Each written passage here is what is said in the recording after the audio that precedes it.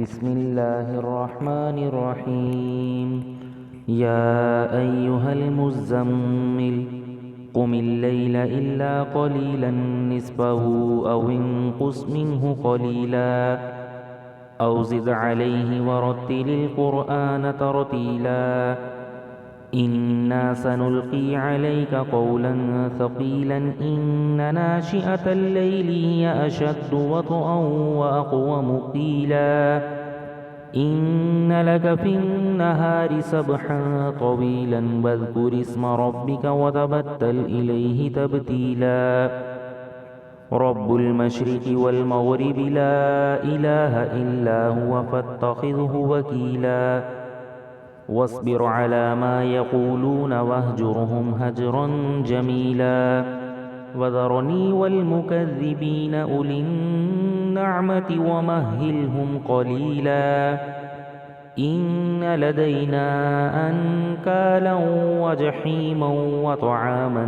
ذا غصة وعذابا أليما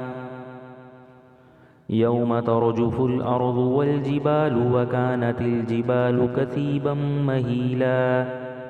إنا أرسلنا إليكم رسولا شاهدا عليكم كما أرسلنا إلى فرعون رسولا فعصى فرعون الرسول فأخذناه أخذا وبيلا فكيف تتقون إن كفرتم يوما يجعل الولدان شيبا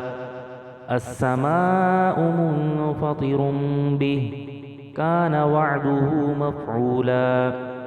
إن هذه تذكرة فمن شاء اتخذ إلى ربه سبيلا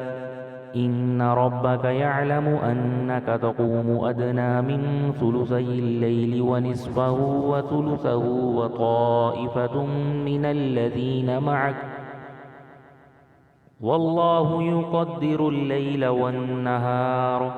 علم أن لن تحصوه فتاب عليكم فاقرؤوا ما تيسر من القرآن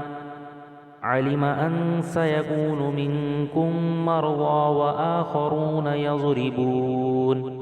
وآخرون يضربون في الأرض يبتغون من فضل الله وآخرون يقاتلون في سبيل الله فاقرؤوا ما تيسر منه وأقيموا الصلاة وآتوا الزكاة وأقرضوا الله قرضا حسنا وما تقدموا لأنفسكم من خير تجدوه عند الله هو خيرا وأعظم أجرا واستغفروا الله إن الله غفور رحيم.